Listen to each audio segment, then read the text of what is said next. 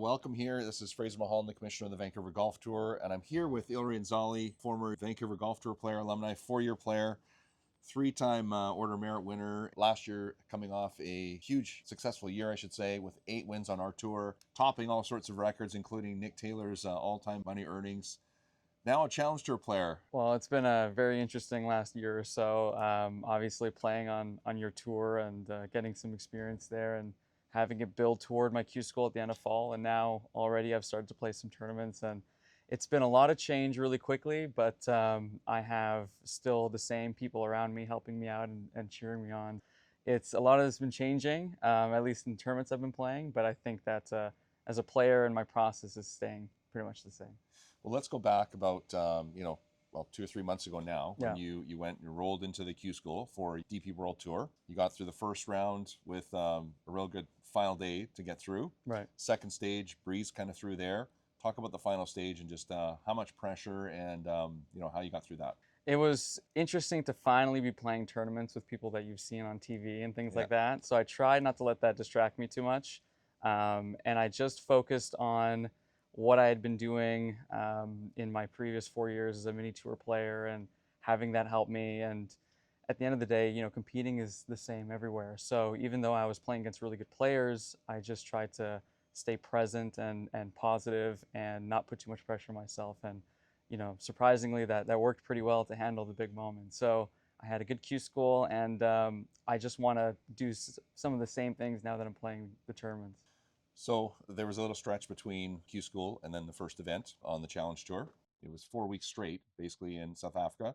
Tell us about that experience getting over there, first time there, I would imagine, and the regions, etc. And what was different between, golf here in Vancouver, let's say, to golf in South Africa? Well, it's a lot different in terms of the weather, Yeah. that's for sure. I know it was snowing here and it was quite hot there, but the weather was different. And looking at the UV rays were quite strong. It was Yeah. like extreme every day, but the golf was different too. And it's important as a professional not just to be able to play at the places you're comfortable with, but you have to learn how to play when you travel and when you're in new grass and when you're at courses you've never seen before. So this has all been quite new to me, but I enjoyed that challenge, and I feel like it has helped me for the rest of the year, which I'll continue to play in new places, so I'll have to get used to it. Was that hard for you to get used to the change of the grass? Because hotter climates usually have thicker strains of grass Right. for chipping and putting, reaction on the greens. I mean, I went over, so I was over Yeah. there for 2 years myself, and in Australia, the same sort of thing with the grain. Quite a big effect with the grain versus here, which we don't have much grain at It all. is a big difference, and it's hard to prepare for that unless you are going to be practicing in the exact same conditions. Yeah. So that's something that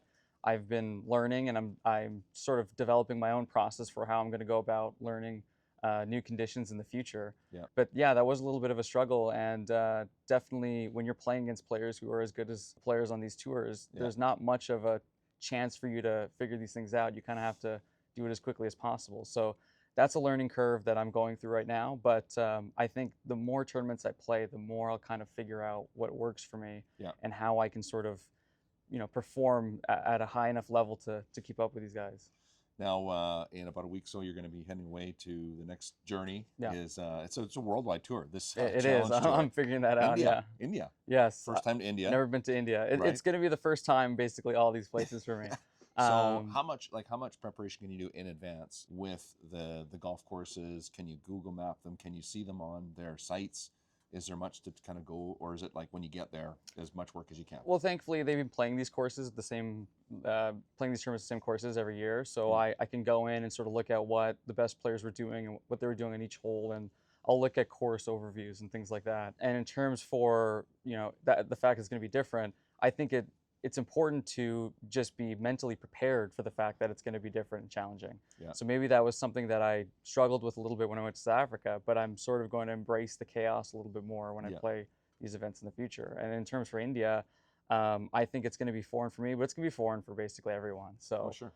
We're all going to be in that struggle together. So I'm going to be easy on myself in a way. So 2 events in India, and with the possibility of playing your way into or potentially getting into the DP World event. So explain the difference for those that don't know, maybe the difference between the Challenge Tour and the DP World Tour.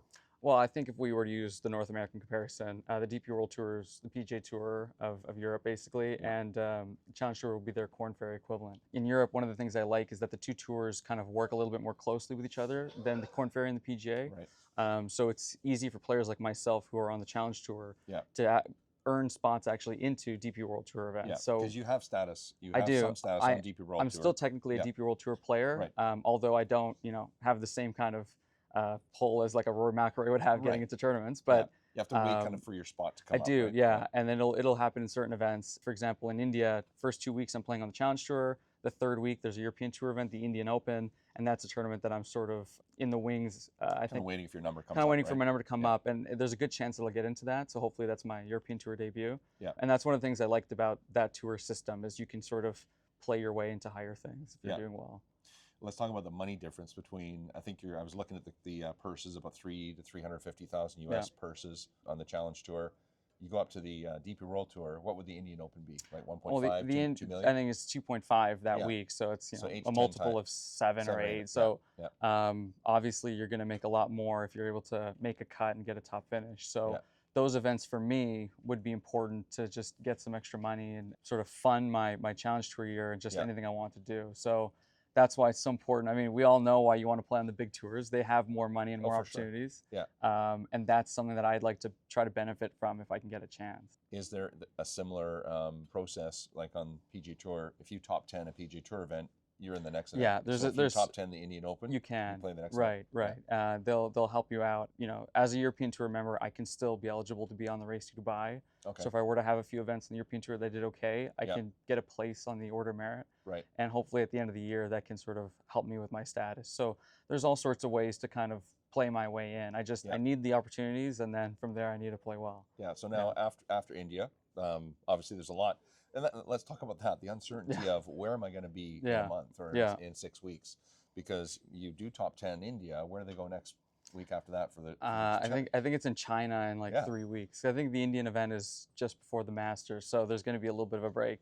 Yeah. So it's really confusing, and there's this huge buffet of tournaments that I'm not sure if I'm going to play in these or if I'm going to get in. But I think I just need to kind of embrace the fact that there's a lot of uncertainties, and that's not the easiest thing to do. Yeah. I've always had a good idea of where I'm going to be playing all the time, but that's part of being a player on the tour is that there's all sorts of events that are popping up, and you just have to be kind of ready for whatever happens. Yeah. Well, let's talk about that, the certainty of the last few years on the Vancouver Golf Tour. That's great. Great. You know your schedule. You know where you're going to be. You're local. A lot of planning from home, right? Family cooked meals, etc. Yeah. But the thing is, you're now playing for, 10, 20, 30 times the purses that you were last year. Right. There's so much more upside. It's just a matter of time. We believe in you. All you've done the last 3 or 4 years on our tour. Yeah. We've seen how successful you've been on our tour, winning so many times. Let's talk about that. The challenge of it not coming out so fast and, what you need to do to, keep with it and just be confident about the rest of the year. I felt like I experienced a similar learning curve when I went from junior golf into professional golf when I was 18. It didn't happen right away for me to start winning events and really establishing myself. It took a few years. Yeah. And I'm sort of experiencing a similar thing now that I'm playing tour golf. It's not something that you can just show up right away and start dominating on courses you've never seen before. So it'll take me some time to sort of figure out what it takes to achieve good results at this level, just like how it took on Vancouver Golf Tour for me. Yeah.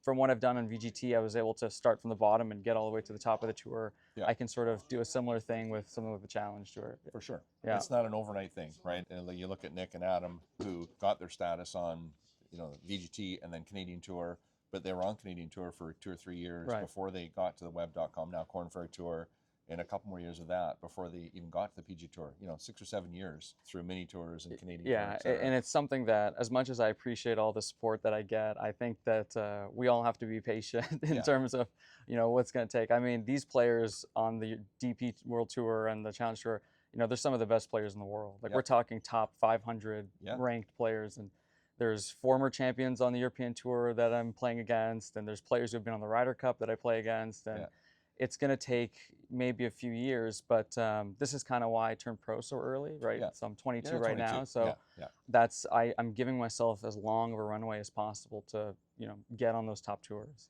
Going back to Q School, one of those PG Tour players very successful PG or European Tour players and PG Tour players, Jose Maria Lotharball. Yeah. That must have been cool. Yeah, and that's the thing too, right? I'm getting to see and meet these people that I had never had a chance before. And I was in Dubai at the beginning of the year, and I went to the Desert Classic, and Okay. I had a pass, I had a player's pass because Yeah. I'm a member of the tour. So Right. I went into the clubhouse and I went to the locker room and I said hi to a couple of people and, Yeah. and met a few people. I was seeing guys like John Rahm and Rory and Victor Hovland, and Yeah. that was interesting for me to do that. You're not I quite wish. sure if you should step in there and ask Yeah, for an autograph. no, or... that's true. I remember there was one thing that I was having some food, and then Rory came and sat at the table next to me, and I was like, I wonder if I should say something. I was like, I don't want him to ask if I'm playing this week and be Yeah. like, no, I'm not playing. Yeah. But it's as much as I wish I played in that tournament, it's cool to see these players, and then you think to yourself, oh, okay, this is kind of what I'm working You're toward. aspiring to be This is there. what it looks for. Yeah. Yeah. And you may be there the following year or this year. Yeah, right? hopefully. Anything can happen. Anything can happen. Right. I always think to myself that it takes 18 good months to go from zero to playing on a tour or something, Yeah. right? So I don't know where I fall in that 18 months, but it's definitely, these players are real people and they exist, and they're really great and they're amazing. And if Yeah. you want to make a lot of money, you have to play really well. Yeah. But it's real, and so that's something that I'm starting to learn. Well, just keep doing what you did, the last 4 years with our tour. Your stroke average was equally as good as Nick Taylor and Adam Hadwin. They're doing great things now on the PGA Tour. Be patient, like you said. It's a matter of time. Let's talk about beyond India and the rest of the season. How often are you going to be coming back home? Sounds like you got a little stop for a couple weeks anyway. I in April. do, right. Yeah. So even when I'm done in India and Dubai, I'll be back sort of in the middle of April.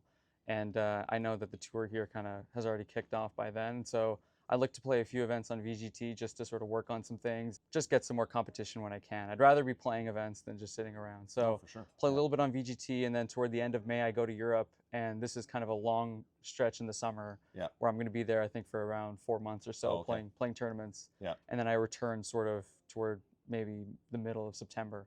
So it's definitely a lot of travel that's coming up for me, but I'm excited about traveling in Europe. Yeah. I've never really been there for a super long period of time, so Right. I'm excited for that. And With your clubs. with my clubs, yeah. And so I'm excited for all the tournaments I have to play, and it's going to be interesting to see, all the levels of golf that I'll be competing in. But competition's competition. I just love to play. So Yeah. Now talk about relationship with your dad. Very, very strong relationship with your dad. Very close. He's been on the journey. Went with you to Q school. Yeah. Right. Got you through Q school. Went with you for the first 4 weeks in South Africa. How's it been for him? It's not been easy to carry the bag, I guess, for Yeah. him and things like that. But we have a similar vision for what we're trying to accomplish together, and I think we want the same goals. And so, with that, it's easy to sort of push through and get through the difficult parts, because at least it doesn't feel completely lonely. And that goes the same for people like my brother and for my friends and family and back home, that we all sort of have an idea of what we're trying to accomplish. With that, we all can sort of help each other out and pool ideas and get through it. Let's talk a little bit about some of the support you've received. We're here at Richmond Country Club, by the way, and they've been a huge supporter of you. I know that, but talk your way through that, how that relationship got. I mean, Dana Prince. My relationship with Richmond Country Club has been so special, and they've been so kind to me as to bring me in. I used to be a junior member here, and now as a professional, they've given me an honorary membership to be a part of the club. And that's a huge thanks to Dana Prince, who's been a longtime member here and former club president. And a big thanks to the general manager, Dan Lambert. He's really believed in me, and both of them have, they've given me some money and helped fund my Q school, for example, and they continue to support me and help me out. And although I'm not here in Vancouver as much as I wish I could be, I always make sure to come here and do my work and practice here and say thank you when I can. And it's a really special group of people who are here at this golf course, and I'm so proud to represent them. Fantastic. Now we want to thank a few of our sponsors too who have been there. Dana obviously was a huge supporter, kind of putting this whole relationship together. Helped with the bursary fund through his support, basically. He's been a huge believer in our tour, and obviously the Florida Ace and Pro-Am. Kellen Ventures, who helped us raise, we raised $35,000 this year for all of our players. You're a recipient of quite a bit of that, so we want to thank Kellen Ventures and all the supporting sponsors. IGA is our tour title sponsor, and they have been for 19 years. We're incredibly proud of that. We've renewed them again for this year. Without them, we're not here and we're not talking like this. Hats off to all the sponsors. Any others? You've got a new Sunday bag. I do, yeah. So I have a new bag, Yeah. Pacific Sunday. Sunday, We're yeah. gonna get some B-roll of that, hopefully. Yeah. And also, I have a club deal with Mizuno now that I'm working closely with them. And Titleist has been giving me free golf balls for a while, so Nice. thank you to Titleist as well. Hopefully, more partnerships and sponsorships in the future. Now that I'm Absolutely. getting started, but thank you to everyone who kind of is seeing potential in me. Fantastic. You got a little room on the sleeves and. I do have some room on the sleeves. Yeah, Nike is not paying me to wear this. Okay. So any opportunities? How do they reach you there's- for offering some support and getting their logos on your shirt and sweater? Hey, people can find me on Instagram and I'm there. It's just first name, last name. Just So at Ilrian Zalli on Instagram. You'll see all his fabulous talent as he does all his B-rolls on the. I do. As he drills, you're going to be doing all quite a my bit of. stunts. You've been doing quite a bit of videos when you're on the road. I probably should have done a little bit more in South Africa. Now that I came back to Vancouver and spoke to some of my friends, they're looking for me to maybe to post some more stuff and keep Yeah. them updated. So Yeah. in India, I think You a gotta lot of train my your dad to get on the. I will the have phone, to, right? yeah, maybe buy him a gimbal or something. That's and, right. but I think some people want to see more from what I'm doing, so I'm Yeah. gonna actually try to do a little bit more of that. Yeah, I think there's a lot of people are very interested in I your think journey. so. Yeah, a lot of countries that a lot of people haven't been to. So if I have a chance to go visit them, I want to show them what it's like. Awesome. Yeah. Ilrian, thank you for doing this Thank you. today. We wish you all the best of luck Thank you. in the next few weeks coming up in India. Huge travel for you, but good luck in the next two Challenge Tour events. Thank you. Hopefully you get in the Indian Open. Congratulations on an amazing 4 years with the Vancouver Golf Tour. We're extremely proud of our alumni here, and we're cheering them on to big things on the European Tour this year. Thank you, Fraser. Thanks, buddy. Awesome.